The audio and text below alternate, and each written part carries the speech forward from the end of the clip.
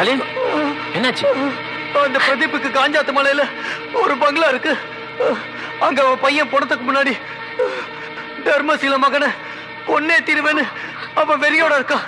இதெல்லாம் நாங்க மறைஞ்சிருந்து பார்த்தத பிரதீப் ஆளுங்க பார்த்துட்டாங்க. அங்கிருந்து நாங்க தப்பிச்சிட்டு வரப்போ உசேனை கத்தியால குத்திட்டாங்க. இப்ப அவன் உயிருக்கு போராடிட்டு இருக்கான். உசேனுக்கு எதுவும் ஆகக்கூடாது. அவனை எப்படியாவது காப்பாத்தணும். சீக்கிரம் போங்க.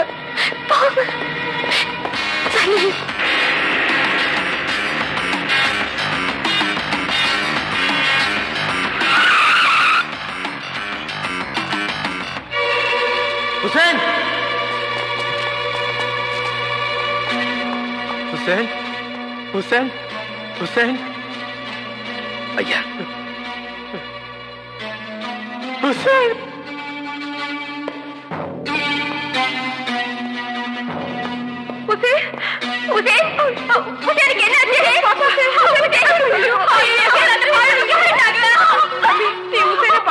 சமயத்துல அந்த பாவைங்க உங்க அம்மா தூக்கிட்டு போயிட்டாங்கப்பா.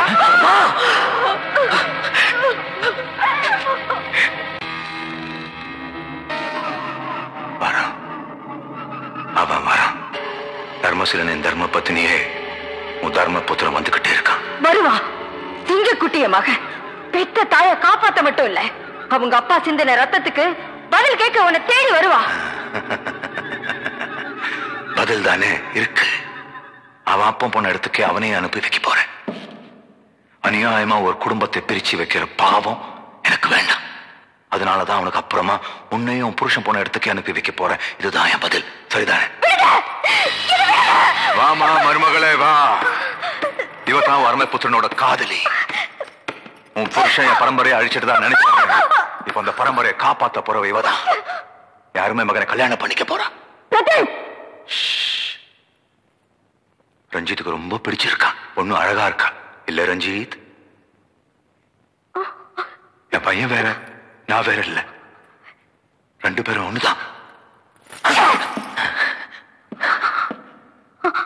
ரஞ்சித் சொல்றான், நீ அசைஞ்சாலே ரொம்ப அழகா இருக்கா. நீ ஆடுனா இன்னும் அழகா இருக்குமா. ஆடு.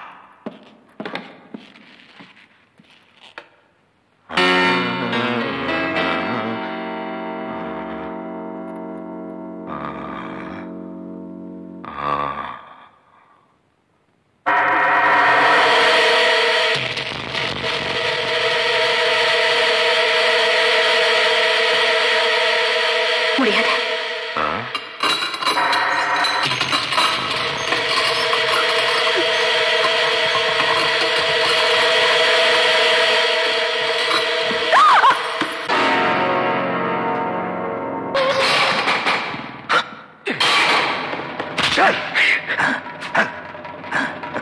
அப்பனுக்கு புள்ள தப்பாம பிறந்திருக்கான் இல்ல பார்வதி? ஒரு அடி எடுத்து வச்ச உங்க அம்மா உன்னை விட்டு ஒரே அடியா போய் சேர்ந்து. அன்னைக்கு என் கையால சாகணும் விதி அப்பனுக்கு. இன்னைக்கு 25 வருஷம் கழிச்சு அதே தர விதி மகனுக்கும். உங்க அம்மா வாழணும்னா நீ சாகணும். அதை பார்த்து உங்க அம்மா துடிக்கணும். அந்த காட்சி நானும் என் மகனை ரசிக்கணும். போ, மரியாதையா நீயே தூக்கு போ. போ.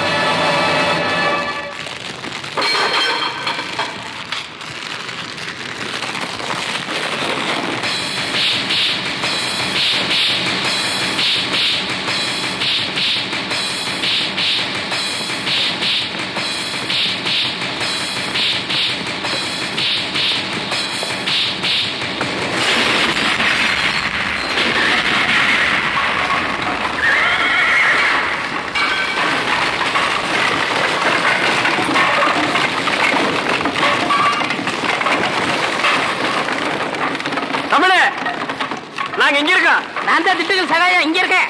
நீ மாட்ட மாட்டியாத?